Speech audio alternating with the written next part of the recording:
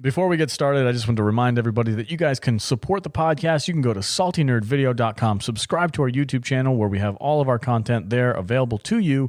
Not only do we have the full-length episodes, we also cut them up in little segments for your listening pleasure. So if you want to support the podcast, please go to saltynerdvideo.com, subscribe, like, leave comments, tell us what you're thinking, tell us what you want to talk about, and we will see you on the interwebs. Now let's get into it. Dinosaurs. Ready? All right, here we go. Never ready for Jurassic dinosaurs. World. Bum, bum, bum. The longtime sequel to Say it in your narrator voice. Jurassic World. Longtime sequel to the expensively fantastic franchise Jurassic Park, started by Steven Spielberg and taken up by Colin Trevorrow. Do you mean the long in the making sequel? Because otherwise There were so many different versions of this movie. It's crazy. It feels more like a reboot than a sequel. Kind of It's is. a soft reboot. It's a soft reboot, but it does honor the legacy. It's a rebish. A rebish? It is a soft reboot. I'm not going to sugarcoat it. It is. It's basically the same story as the first movie, just with some extra features and some new characters. But I think the biggest difference with it is that it doesn't springboard off the original movie and then just leave it in the dust. It kind of honors the legacy of it, which is what I appreciate the most about these sequel movies, is that they're not trashing what came before. They're actually using it to build a future story, which I really do appreciate it. But this movie, like when it first came out, I remember way back before Chris Pratt was like Chris Pratt, right? The super famous superstar. You can't see it, but he just air quoted. I air quoted Chris Pratt. I remember Star-Lord. Star-Lord. Before he was Star-Lord, he made a video, like just a regular video. When he was still Andy Dwyer from Parks and Rec, he made a video.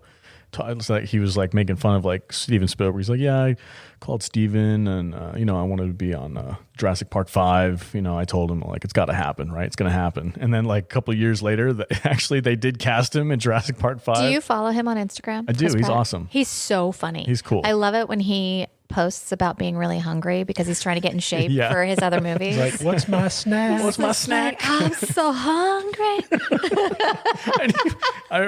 When he was... When he had the chocolate cake? Yeah. Oh my God, it's so funny. It's hilarious. He's like, I'm just going to have a bite. And he eats the whole thing. There's this great story about Zoe Saldana, who plays Gamora in the Guardians of the Galaxy movies. She was being interviewed, and the interviewer was asking her, so like, what's it like being, the only woman in this cast? It's like, do the guys always make, raunchy jokes around you? And she's like, actually, most of the talk is just about what we're going to eat after the movie's over. They're all tired of being in shape. But Chris Pratt, I mean, talk about a glow up from Andy Dwyer to Star-Lord and Owen Grady. Like, damn. Owen Thunderguns. Owen Thunderguns. He looks good in these movies, man. It was really cool to see. I've been following him for a while. Like I said, a huge fan of Parks and Rec, so I knew who Chris Pratt was a long time ago, and like seeing him get these bigger and bigger roles and become this big time movie star. It's really cool. He was pretty chunky on Parks and Rec. Oh yeah. He was a big dude. I don't think he was a big boy. I just think he was like chunky. a dad bod boy. Yeah, he had dad bod for sure. Was he a dad? No. At that time? Yes. No, I can't remember. I'm not like that deep into his personal life, but I think they just got have a married, like, last year. 10-year-old. Well, he was originally married to Anna Faris, and then they divorced, and then he married to Schwarzenegger. yeah. Oh, are they married now? Yeah. Okay. Thank you. But anyway. Thank you for You're correcting welcome. me there. No, but I think I wanted to know that. That's good. I That's think good his little information. boy with Anna Faris is like 10 now. Hey, he's connected to Arnold. Yep. Yeah, he is. He's like directly connected Yeah, to the his Son-in-law.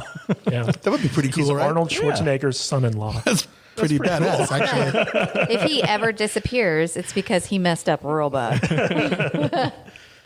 Anyway, so I remember when the rumors started kind of flowing at who was getting cast in this new Jurassic Park movie and like what the storyline was going to be. And I remember for the longest time, like the big, like just, nothing was going on with the JP franchise for a long time. There was always speculation as what the next story would be. And there was talk about like dinosaurs and human hybrid mixed together that were going to go and like start fighting in wars and stuff. How long was it between the movies? 2001 and then 2015. That was the craziest thing was Really? Yeah, it's 13 years. there at one point the movie was about mercenaries who were human dinosaur hybrids. Yep. It's just There's concept art of it. It's like bananas, dude. It goes way off the rails. I would have loved that movie.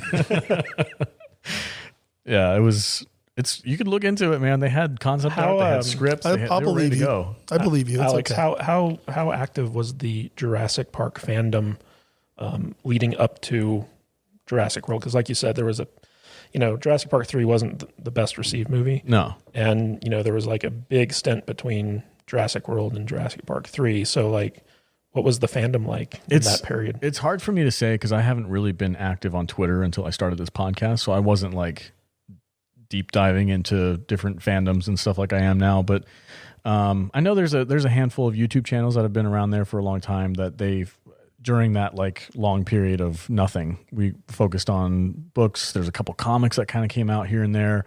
Video games. We've had a few things that kind of came out like that, but nothing major. It was pretty low key for a long time. What was the gap? About 15 years? Almost 13. Yeah. 13. Okay. Yeah. And, but when we found out that there was going to be a new movie made, I think it kind of exploded. And it was one of the biggest movies that came out that year, which was really cool to see. And I know I called my dad immediately. I was like, hey, Dad, there's a new Jurassic Park movie. I'll take you to it. I'll come pick you up. And he was thrilled. Oh, yeah. He loves them. He was like, yeah, that sounds great. Let's go. Sounds like my daughter and my wife with Harry Potter movies. My wife got to go to a Harry Potter movie every other year on her birthday for 7 years. 8 years. 8 years. Yeah. Because they split the last one in two. Yeah. Vader, if your wife and daughter ever want to come over and have a Harry Potter night, I'm hosting. Well, my daughter would be down, but my wife, no. She's got enough on her birthdays. Never seen any of the Harry Potter movies. She can't stand them. It's like me dragging her to Star Wars movies. She's so not a nerd. It's really kind of funny. She's really not. But anyway, my theatrical experience. I'm so sorry the rest of us are here. You guys don't care about dinosaurs. That's all right. Loop that throat. I care. I care. You care? I care that you care. Oh, thank you. Yeah. I care that you like these not so great but fun movies. I had a blast at this movie. They're a special place in your heart. They are. And that's but fine. I did I also can try to look at it with a critical eye, and it's not my favorite movie. I can obviously see that it's a very soft reboot, which I think might be. You all right there? It's just water. I know. Vader just lubed his throat. Yep. Now my lips are all oily. Do you feel moist from the inside out? Kind of. Sorry, derailed. I'm leaving that in. That was funny. That's awesome. You feel moist from the inside. Anyway, Dad at the theater. I had a good time. I knew what it was, and there's something interesting that I wanted to say because it's pretty obvious to say that this is kind of like a soft reboot, like we said already. But what I wanted to mention was that this is not exactly what Colin Trevorrow wanted to do with the franchise. There's a couple of interviews, nothing like outright like he was pissed that he had to do this, but obviously he was very gracious and he's been a great director to kind of usher this franchise into the new era. And what I wanted to say was that there's a couple of interviews with Chris Pratt and him, and I think Bryce Dallas Howard might have mentioned something along the lines of like the reboot style movies that we've been getting is not what Colin had in mind. I think the studio wanted to kind of reinvigorate the franchise, kind of remind people about this world, about this universe. It's been 13 years. Let's reintroduce the basic plot of these movies. So I think that's why these first two movies, Jurassic World and then Fallen Kingdom, were basically Jurassic Park and Lost World kind of reboots. But except for the first one, I think Lost World kind of shied away from where it should have gone, and that's where Fallen Kingdom kind of went with the story. Is the dinosaurs are off the island on the mainlands, and Lost World didn't go that direction, which I think Fallen Kingdom did a better job at that. But before we get too deep into the woods, I have some snark, but I'll save it for the next movie. We'll come to you. All right, well, why don't you tell me what was your? Did you see this movie in theaters? Did you? I think I did. You think you did? Yeah. You did not nothing. That kind of stood I out don't to you? remember if I did or not, to be perfectly honest with you. Ouch.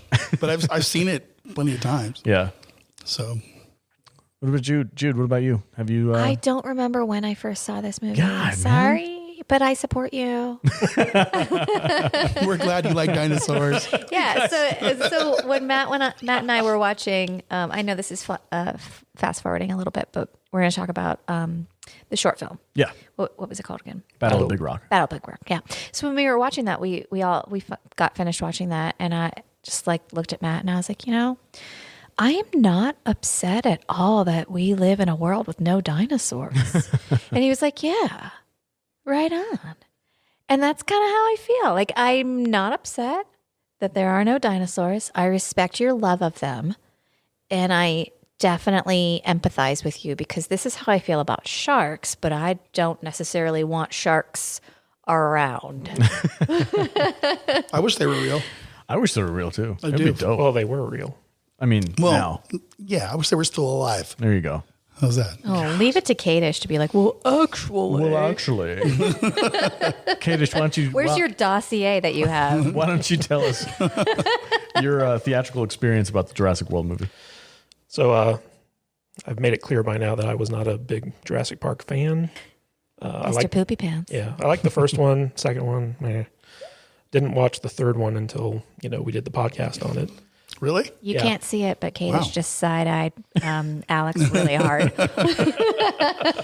And so when this movie came out, I was actually in the middle of my kind of first big book tour. I was doing a lot of convention stuff.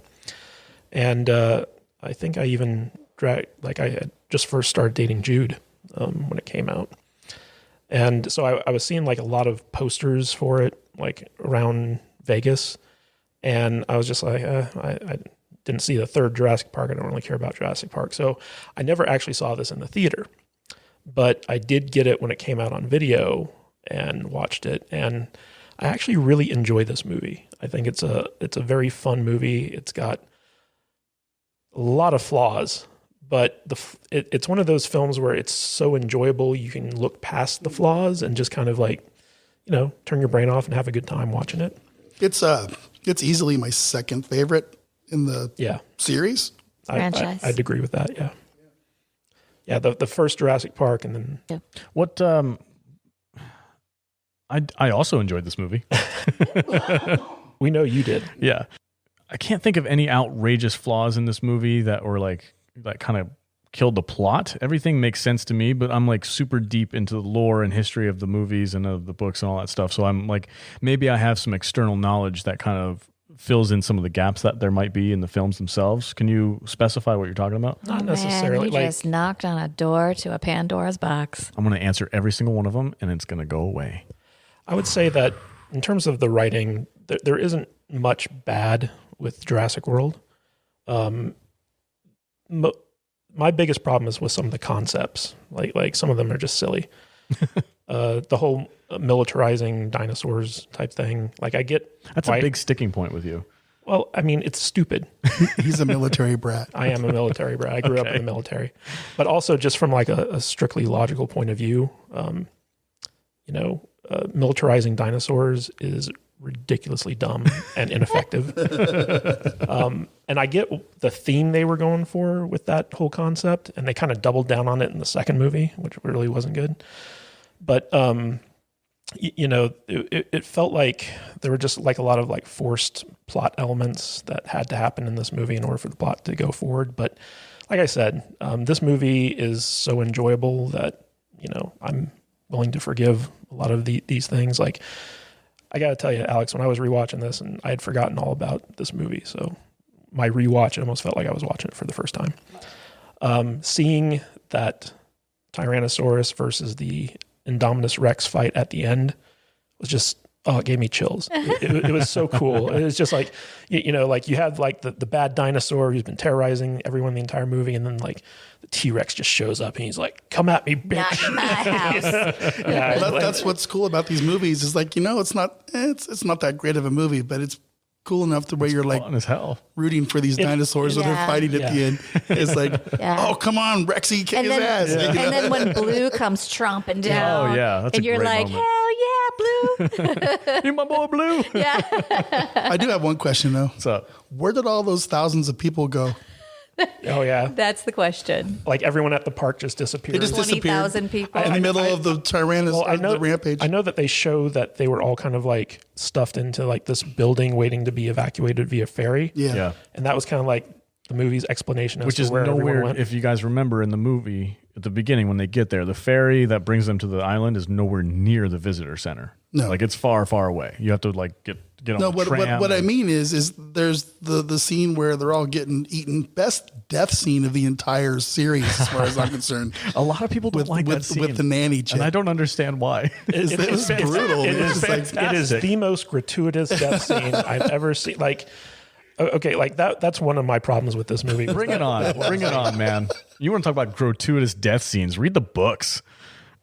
This is playtime. But no, like this was, they like were torturing this woman. This character. Yeah, for sure. And it's funny because Trevorrow himself said like his intention with that death was just to make it so over the top that he wanted it was the first time a woman had ever gotten killed in a Jurassic Park movie.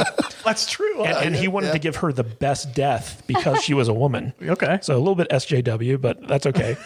But the backlash from it was so bad because like she hadn't done anything to deserve such a terrible death. She lost the kids. Well, she lost the kids, but she wasn't like an awful character. And so like when he was making the second movie, he had heard the criticism. Because one thing you can say about Trevorrow is like he does have his finger on the pulse of the fandom. Oh, he's a fantastic guy. And so like when he was making the second one, he's like, okay, everyone who dies has to deserve. Well, he didn't death. direct the second one. See, Well, he wrote it. he wrote it. Oh, okay. And he also produced it.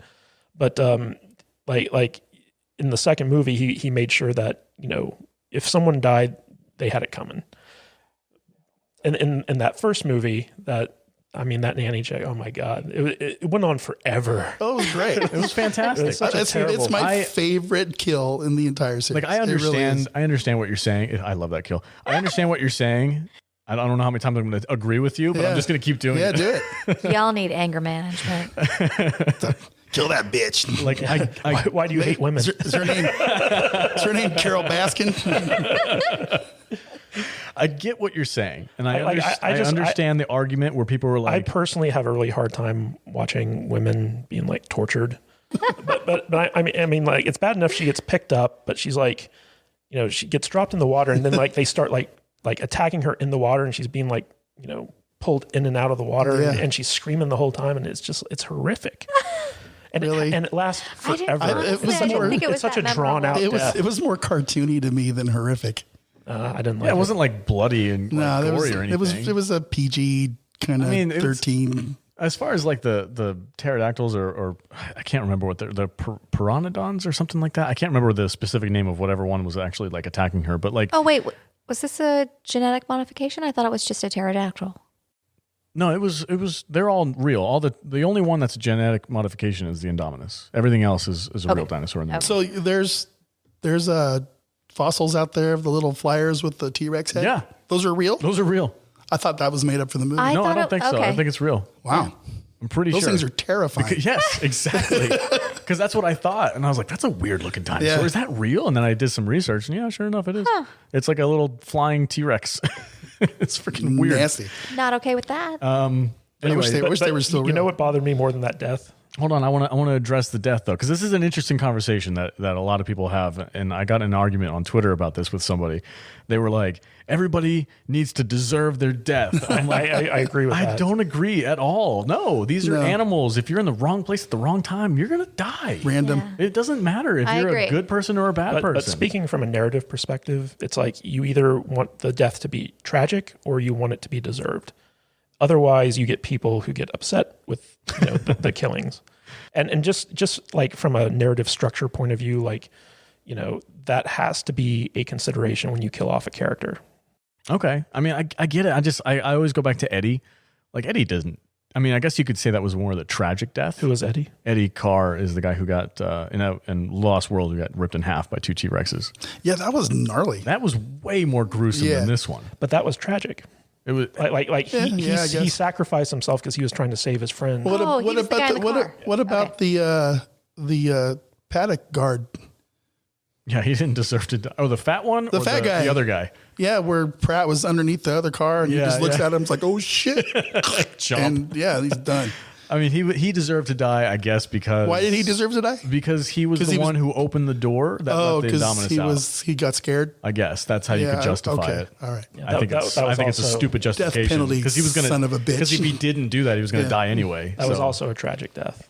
Okay. That is tragic. But how cool was that camouflage power?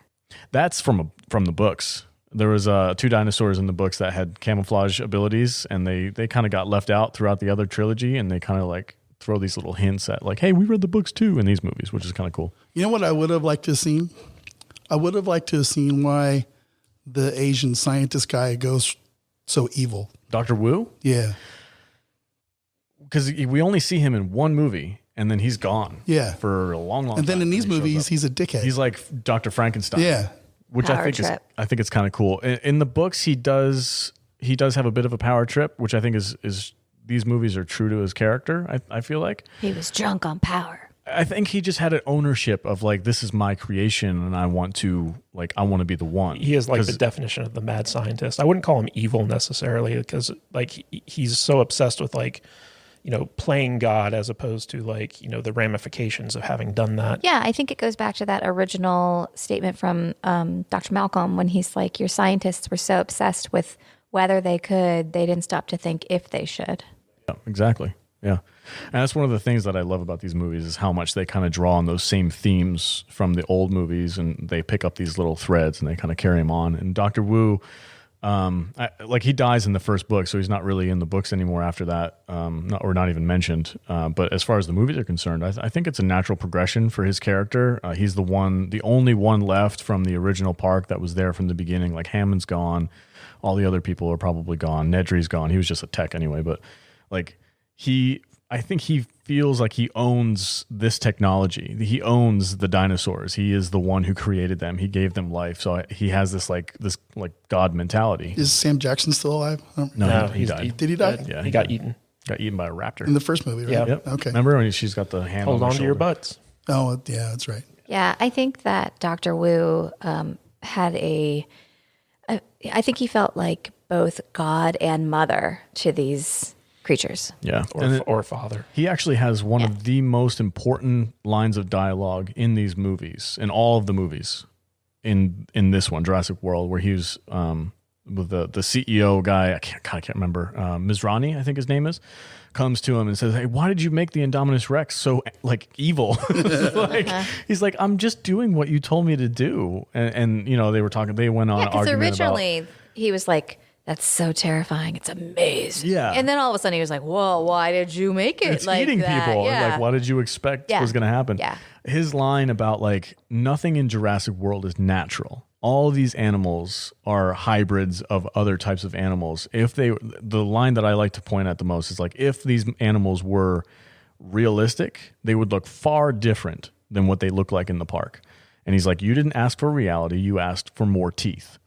So that was his line of dialogue that I thought, like being a Jurassic Park fan and seeing these articles come out like Jurassic Park got it wrong. Dinosaurs actually didn't look like this. And they try to like throw shade at the movies for not being accurate to like modern day scientific, theories and stuff. I'm like, these movies were made before this discovery, so it's not going to be completely accurate if that's what they were going for. B, they've never been going for like the full 100% authentic dinosaur accuracy, so it doesn't make any sense. Yeah, they say from day one that they're like, it's hybrids. Spliced with other spliced DNA. with frogs and other things, and I think cuttlefish comes up and something else in this movie that they were human. No, I'm kidding. Please don't do that. That would be terrible. Wait till the next one. No. Please, no human dinosaur hybrids in these movies. Cloning. Now that's spoiler alert. Spoiler alert. We'll talk about that in a minute. But I thought that was very interesting. The reptilians they're off the planet. they escaped the planet millions of years ago. Oh, okay. Aliens. Is that like that's the Star Trek episode? No, it's Voyager. That's real. Is it? The reptilians are one of the alien races with the grays and the reptilians and the tall whites. That's an entirely different podcast, sir. So can we talk about that later? Sure. All right. That sounds fun. That's Patreon only. Is this from the show V? No. Okay. No, this is real, babe. This is some real. Oh, this is real ancient. alien This shit? is some real ancient alien aliens shit. type Okay. stuff. Oh. Oh, okay. Yeah, we'll get into it later. Yeah. Alex and I were talking about my alien theories while you guys were gone. Yeah. You guys don't like my alien theories. You guys would be, especially you. You get all I weird. never tell Kadish my alien theories. Keep that to yourself, what we discussed earlier. I'd be sir. like, we have to break up.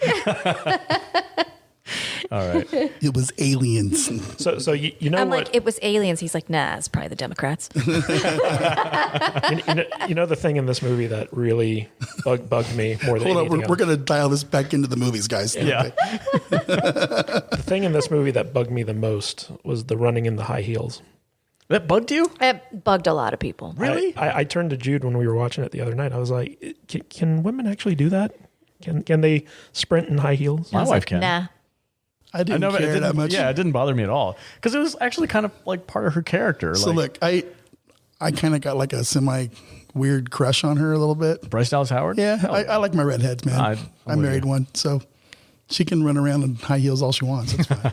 it's all good.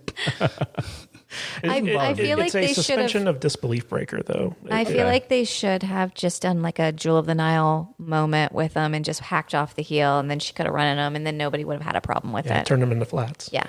They could have, but I didn't. I'm have an actually issue with surprised that the heels didn't break when she was like sprinting away. Those were some sturdy shoes. Yeah, Yep. they were. it. She's running through the forest. She don't buy no Payless, buy one, get one.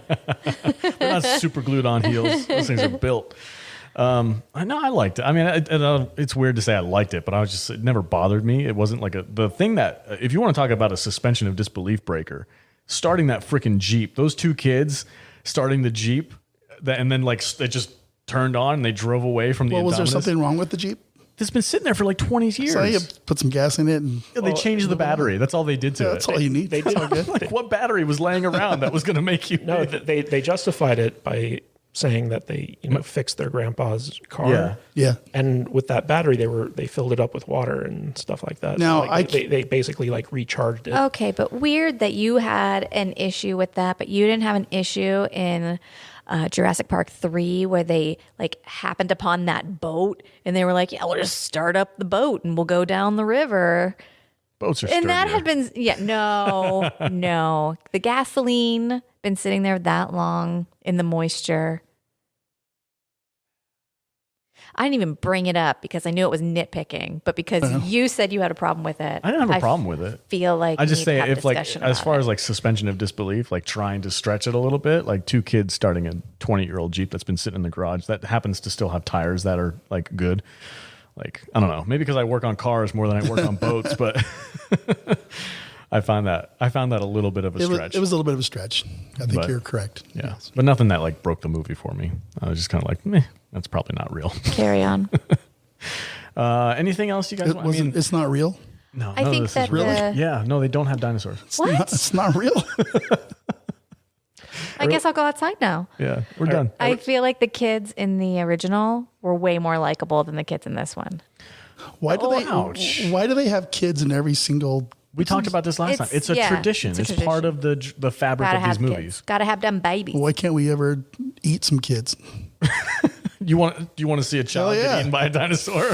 Yeah, Happens in the book. Happens in the book. Read the book. do it. If Go they're read the gonna book. do it, a do baby, a newborn gets eaten. Man, that's That's even gnarly. colder. Anita hates Whatever. books. And considering how much Salty hates kids in movies, you'd think Yeah. that Okay. this would bug him. You understand? I've talked about this a million freaking times. My issue with kids in movies is when kids do things that are unbelievable and or make adults look Like idiot, gymnastics that kick dinosaurs Yes, through that I windows. told you I didn't like that So- moment in the movie. Like fixing Jeeps. Yeah. When is the acceptable age for dinosaur digestion? 18 at least. Yeah. 18. 18? They have to be 18 to get eaten by a dinosaur? For it to be acceptable. There was I'd like go a ton younger. of kids there at the park when all the flying raptors and shit came down, and They said telling there was. me They said none there of were them kids got several. eaten? They did say there were several missing kids during the pandemonium of like everybody running around. They were like, "We've got missing kids." No, I down want to go watch that again and see if there was like any kids that got picked up when they flew through. Yeah. Some CG kids. No, but I like my favorite part about the attack with the pterodactyls that came into the visitor center is the guy who had 2 margaritas. Oh yeah, I love him. that guy. That guy. He's a gift. As the dinosaurs are attacking, he gets his margaritas and runs away because he doesn't want to waste his margaritas. It's like, I feel that guy. Those are like $40 margaritas. Yeah. I see that guy every day in Vegas when I'm at work. Yeah. He's like, and if you need to hunker down for a while and wait for things to blow over, you need those margaritas. Yeah. He was like one of those old guys on vacation, and like he just wants to relax and drink. He's wearing a shirt like Alex right now. Yeah, a little Hawaiian shirt with his oversized sunglasses. Yep. I love that guy. That's my favorite character in this movie. My favorite character is actually Lowry. I loved Lowry.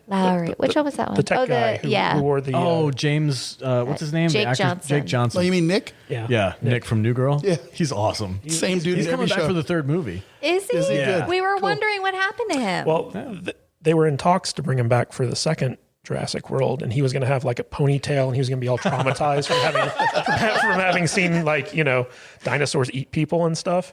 Like he was going to have like PTSD and like be all like nervous. And I guess like eventually they just decided to go in a different direction and not bring his character back because they wanted to have like younger characters in the movie. But I'm glad to hear he's coming back for the 3rd one. Yeah, he's coming back for the 3rd one. Because he was one of my favorites. He's awesome. I love his character. His name will be Nick in everything he's ever.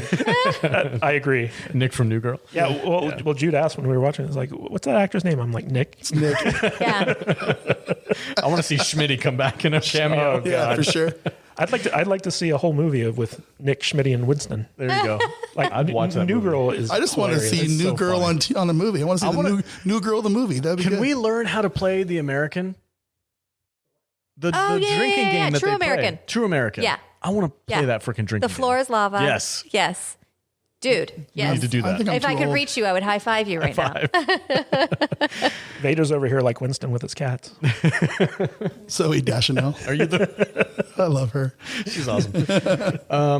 What was I going to say? Okay, all right, I'll just say Wow, that was a some of the it totally derailed. You guys don't care enough about dinosaurs for me to keep you on track. We care. We care. Stop You know why? declaring that we don't Because- care. We care because you care. Okay. Well, Here's how much I care about dinosaurs. See, he doesn't care. We care. Here's how much I care about dinosaurs. Like, I feel like the Brontosaurus, is that the one with the big neck? It's the Brachiosaurus. Brachiosaurus. Okay. Brontosaurus also has. Long That's what I said last week, and you jumped my shit. No, Mom and because Dad, you. please don't okay, fight. the Brachiosaurus is in the movie. That's the scene that you're talking about with Alan Grant and Ellie when they look at the Jeep. That's I don't know what. Long necks. Brachiosaurus. Okay, it's long necks. Brontosauruses also have long necks, and so does another type I can't remember the name of. There's 3 different types of All right. long necks. So the Brachiosaurus. Plant eaters. The Brachiosaurus gets done so dirty in all the Jurassic World movies.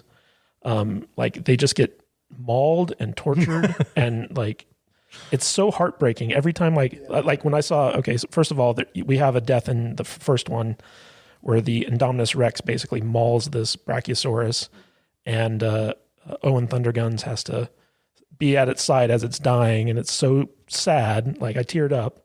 And then in the second one, it freaking gets lit on fire by lava and dies. Oh, that's so sad. And they're just watching it, and you can hear it crying as it dies. Yeah. And I like both of those scenes just like really They're harsh, got to me. man. Oh man, they're Yeah. terrible. I was really, I I was feel really like- broken up. Tears came. I down can my eyes. appreciate that in the first movie that they used animatronic Brontosaurus for that scene. You know, the first movie still looks better to me. It does. It does.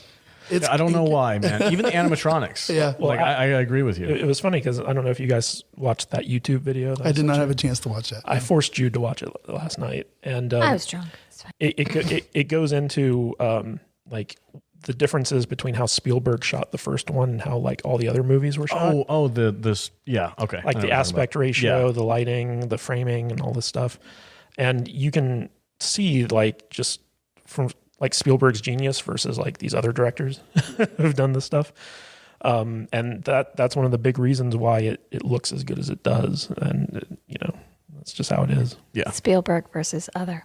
Other people. Yeah. Colin Trevorrow. No, I feel like the aspect ratio is different. It's a taller aspect ratio that the first one was shot in than the typical widescreen. Yeah, it's easier to dwarf the humans when they're up against the dinosaur. And in these modern movies, they don't quite make that same shot work. And they also talked about like the majesty versus the horror, where like when you want people to be in awe, like you pull out and you show like long shots and you show like how big and majestic something is, and then when you want people to be scared, you make it claustrophobic and you get really close in on the action and stuff like that.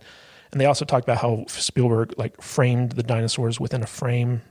So like you have the camera frame, which is showing you the picture, but then you have something in the environment like a door with like a window in it that you see the dinosaur through, and that tends to make it more claustrophobic when you're looking at stuff through other stuff. Like they talked about how like it's very rarely like when Jurassic Park becomes a horror movie, basically, it's very rare that you actually have the camera looking directly at the dinosaurs. You're usually looking through glass, or you're looking through like a door frame or like some type of thing that it's almost like you're seeing stuff from the character's point of view. And it's very sophisticated, like, cinematography that, kind of went into the first Jurassic Park that made it, feel that way. And I feel like, even though I think Jay Bayonetta and Colin Trevorrow are pretty decent directors in terms of like their visual style, they just can't hold a candle to Spielberg in terms of like the sophistication. I can agree with that. I mean, these movies definitely are lacking in that specific type of visual cue for these movies. And I don't know if I can hold it against them or if it's just not what they're going for anymore. Because I was thinking about that when I was watching the Jurassic World again for this podcast. I mean, I watch it on the regular, but I was like, I really tried to sit down and focus on what was going on. And a lot of the things that I noticed is like, it's definitely not like a horror. Like there's not really any scary moments per se. Nothing that's even close to the first movie. Like when the kids are legitimately terrified when the T-Rex comes out of that paddock and attacks the truck. Like they're freaking out. As opposed to when Gray and his brother Zach, I think, when they the one that cried all the time. Yeah, the one that cried all the time. When they get attacked by the Indominus and the little hamster ball thing, like they're afraid, but they're not petrified like the kids were in the first movie. There's never that moment where you're like, holy shit. I would have had like a big old pee stain in my pants. Yeah, exactly. Like that. I don't know what it is, if there was something lacking or if that's just not what they were going for. Also, I think the perspective of the kids in the original had come from a world where there were no dinosaurs, and this was their first interaction with seeing and being close up on a dinosaur. And the kids in this movie grew up in a world that there were dinosaurs. Yeah. So it was just like oh shit, what are we going to do? Versus this has never happened to anyone before. What are we going to do? That's a fantastic point. I don't know. I think if there's a dinosaur trying to eat me, I'd be pretty petrified whether I'd ever seen one before or not. It would be like if a lion came at you. Like you'd be scared, but you'd be like, well, shit, that's a lion. Like, I don't know. I'm trying to think. Yeah, I'd be terrified. But I don't know, there's something. I'd be, something oh shit, about... there's a lion trying to eat me right now. So, I don't know, whatever. I like the point, though. That's a good point, though, Jude. It's a solid thumbs up on that one. Thanks. Dinosaurs. Yeah. But I'll say this. This movie held up much better than I thought it would, Jurassic World. I think because the second movie kind of colored my view of the series, I kind of poo-poo on Jurassic World a little bit more than it deserves. But don't say. It felt like one of those just cheesy 80s fun movies, like from the 80s, where you can just, it's got its flaws, but overall it's a fun experience. It's a fun adventure type of movie. I wanted to bring up one thing before we move on. Actually, two things. One, my favorite scene in the whole movie is when Bryce Dallas Howard is holding the flare in front of the T-Rex paddock and you see the T-Rex. That's just like such a majestic shot. It was amazing. It's probably my favorite shot. Besides the first movie in the entire franchise, that one's like right up there with number 1 or number 2. Yeah. And her terror at having to interact with these animals, that she was very... she has a great arc. Yeah, she was very hands-off with and very like arm's length with crediting them as being like animals versus just like a part of her job. Like towards the end of the movie where she's just fully embracing that this is these are animals attacking, and her terror. I really believed everything that she was giving me in those moments of her acting. I like that scene where she's, driving the kids and the raptors are chasing. Oh, yeah. Or like they're watching Owen Thunderguns ride his motorcycle with the raptors, and they're just like, your boyfriend's a badass. Yeah, I like that. Yeah, that was cool. She's got that little smirk on her face. Yeah, that's good stuff. Talking about the Raptors, great segue, by the way. Talking about the Raptors, I wanted to bring up something that is kind of a little bit of a fight between the fandom, is whether or not the Raptors should have been made into heroes versus left as these like very dangerous villain type characters in the other movies. Because I can see both reasons why. Like if like it's kind of a trope sometimes of like if you're a villain in a franchise long enough, eventually you become the hero. And that's kind of like flipping the script and making things new and fresh. And you see that happen in a lot of like superhero movies and stuff. In what franchises do villains become heroes? Westworld. You're putting me on the spot. Westworld. Well, that's a TV show. That's not a franchise. I'm asking about movie franchises. Like Terminator. Yeah. Terminator would be one. Alien versus the Predator. Predators become the heroes later on. Like those types of things. Uh-huh. There's other examples that I can think of. I can't think of right now, but maybe enjoyed is the wrong word, but I appreciated that they didn't try to make the Raptors be one or the other. I felt like it was best left ambiguous because the Raptors aren't heroes and they're not enemies. They're wild animals. So I appreciated that Blue imprinted with Owen and had a history with him, and that's why his involvement was what it was. But other than that, he's still a dinosaur. He's still a beast. So I appreciated that it was left as that and not like all of a sudden the Raptors are the good guys. I would not have believed that at all, and it would have pissed me off. This is a very Spielberg thing to do as well, in the sense that so it was Spielberg's idea to have a character who trained dinosaurs. Like he had three big ideas for Jurassic World. It was we get to see the park in operation. We get a character who trains dinosaurs, and I think we have a dinosaur who gets loose and terrorizes the park. Like those were his big three things that he wanted to have in the script. And so throughout most of the drafts of Jurassic World, those were like the three elements that were always present. And, Spielberg is a big kind of like a boy and his dog type thing. Like he likes exploring these relationships between characters and animals or aliens or like what have you. And so it seems to me like the whole raptors becoming allies to humans type thing was really pushed by Spielberg. do you agree with that? Do you think it was a good choice, or do you think they should have been left as more of like episode of like Jurassic Park and the Lost World, where they were like I think it's the an antagonist? I think it's an interesting choice because we've had three movies where all the dinosaurs are basically the antagonists, and so in going in with a new direction for the franchise, it kind of makes sense because like isn't the whole theme for Jurassic World kind of like, okay, now we get to see humans and dinosaurs exist together as opposed to, what we saw in the first three movies. If there was going to be any dinosaurs that were trained, it's going to be the raptors too. Oh yeah, there's the smartest ones. They always implied that they were the smartest ones, and they communicated and had some cognitive abilities, and it was good. I feel like it was a natural progression. I agree. I'm fine with it. I know some people get irritated because they miss that that terror. And and Blue and his crew weren't the same raptors that were out there killing people in the tall grass fields. These were raised from hatchlings to imprint on what's his name? Owen. Yeah. And it makes sense to me.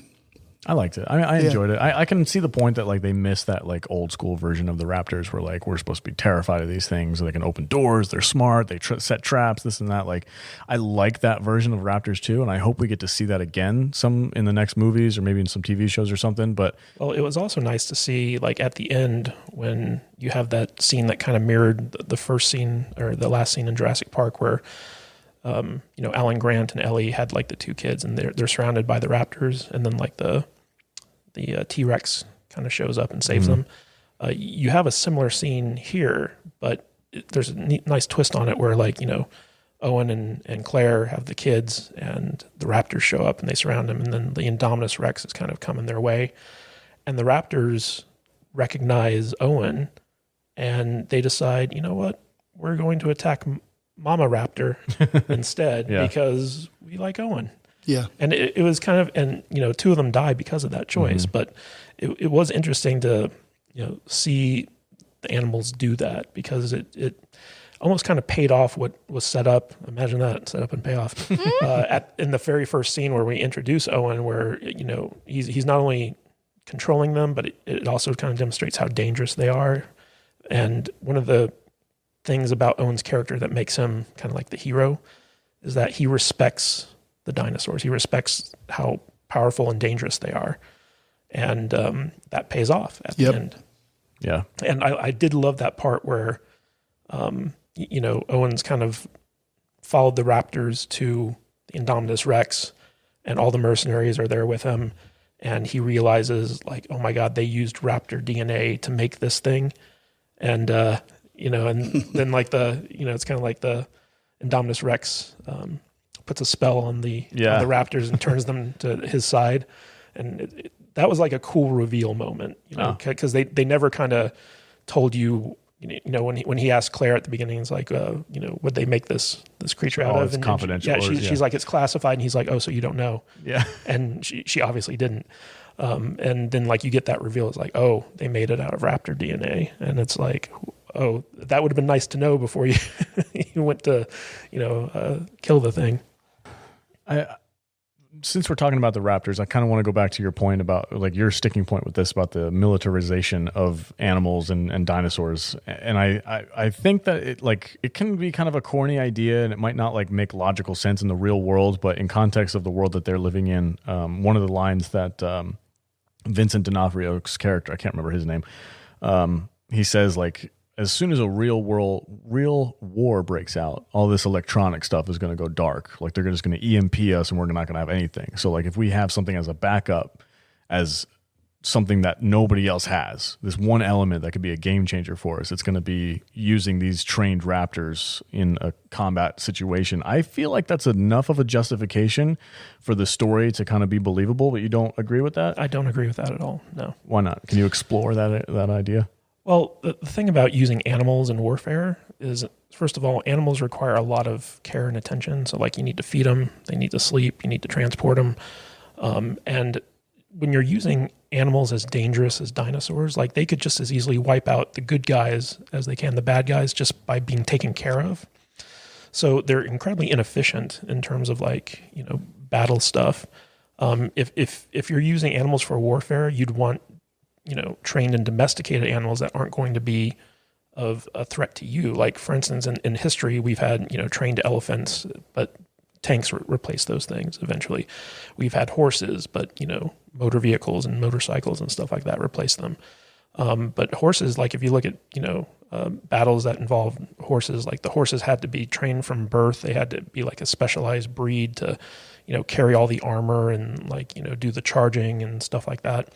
With in terms of, like, dinosaurs, unless they had, like, computer chips in their brains that allowed you to, like, control them like a freaking video game, they're just so unpredictable that they would actually present just as much of a danger to your own troops as they would to the enemy troops. And so, like, if they were going to go that route, I would say that it would make more sense to have, like, the pterodactyls or, like, the flying things trained, because that way they could, like, swoop in and drop bombs or, like, kamikaze something or something, you know. The raptor stuff is just, to me, just is a silly idea and expensive. Yeah. Owen Grady or Owen Thunderguns. Owen Thunderguns said the same thing in the movie. I think he was right. He's probably on your side. He's like, this is not going to end well for you. And that's actually eventually what we see, right? The raptors go under the spell of the Indominus, and then they turn on the mercenaries and they go back and eat everybody. So that's exactly what happened. That's what we're talking about. Yeah, that's what we're saying. They just like, yo, man, how's it going? It's like, hey, I'm part raptor. Yeah. And they were like, okay. you know the cool. handshake? Well, yeah. And he was like, hell yeah, I know that handshake. They know that universal dinosaur language. They put the little flute, the raptor flute. Yeah. in his throat, Yeah.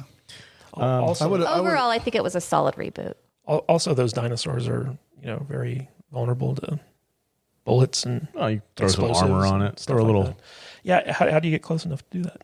What do you mean? Okay, so you're talking about like domesticating these animals, whether it's like dogs or horses or elephants. Like elephants are very dangerous in the wild, but you domesticate them and you train them. It's just I don't feel like it's any different than They could have put armor on the raptors when they were in their little just a little vest in their little things when D'Onofrio was talking to them. Yeah. It's like they were in their little cattle chutes with their head harnesses. I all of a sudden now really want to see a concept art of an armored raptor. I think that would be awesome.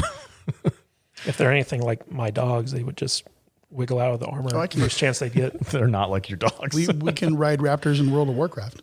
Can you? Oh yeah, their arc thing. That arc game They're too. troll mounts. Troll mounts.